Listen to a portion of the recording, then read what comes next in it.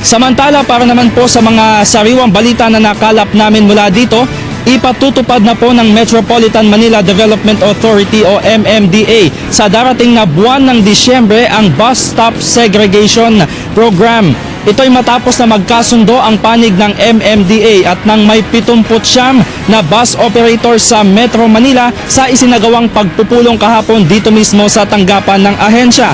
Sisimulan na ang 1 meter elevated na bus stop A para sa mga bus na biyaheng Alabang, samantalang bus stop B naman para sa mga biyaheng Baclaran. Ayon kay MMDA Chairman Attorney Francis Tolentino, sa sandaling maisagawa na ito ay hindi na maaaring tumigil kung saan-saan ang mga pampasaherong bus at ang lalabag naman dito ay magmumulta ng 1,000 piso. Ang mga pasahero naman ay hindi na rin pwedeng pumara kung saan-saan dahil 1 kilometer na ang layo ng bawat bus stop.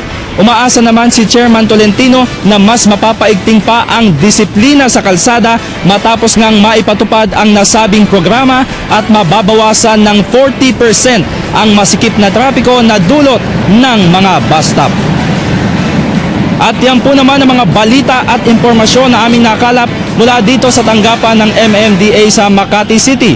Para sa Telebisyon ng Bayan, ako po yung lingkod, Haji Kaamin.